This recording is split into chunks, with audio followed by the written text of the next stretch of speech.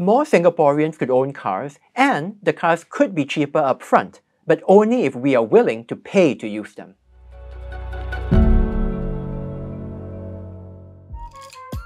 Hi, I'm Walter Theseira.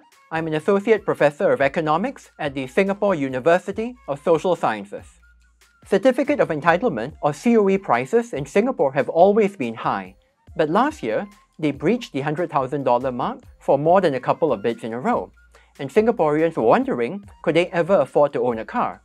Not only that, for people who did buy such expensive COEs, many of them found that the price of the COEs fluctuated wildly from bid to bid, leading them to wonder if they had overpaid for their COEs.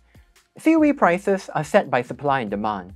The supply is basically the number of vehicles in Singapore, and the number of vehicles for cars in particular has been frozen over the last couple of years. The reason why the prices have been so high in recent years is because the COE supply has been fairly low. Even though there's the same number of cars in Singapore overall, a smaller percentage of them are coming up for COE auctions over the last few years.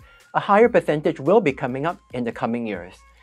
This is COE supply volatility, and is one of the reasons why COE prices can range up and down by such a large amount, and this isn't a good thing. Owning a car isn't the real problem. It's using the car which is the problem, because when we use the car, we tend to want to drive to the same places at the same time as everybody else. And when there are too many cars on the road in the same roads, then we can't get anywhere. We'll have massive traffic congestion. If we had an extensive form of road pricing all throughout Singapore, we could ensure that we only charge people for using their cars when using their cars caused problems for other motorists. And if we did that, we could probably afford to increase the number of certificates of entitlements or COEs in the system. We could probably let more Singaporeans own cars, and those Singaporeans who want to own a car, but who do not want to drive it in the CBD during the peak periods of the day, they could probably have a lower cost of ownership of their car. Owning and using a car in a dense city like Singapore will never be cheap. If everybody in Singapore wanted to own a car, you wouldn't be able to do anything with your car. So our choice really is, are we going to pay in terms of traffic congestion, time loss, or are we going to pay in dollars and cents?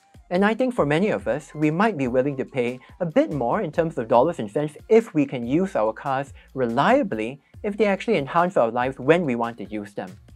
But for that to happen, we have to have a rational, a correct system of road pricing so that we are encouraged to use our cars when they don't cause problems for other motorists, and we're discouraged from using them when too many other people want to use them at the same time.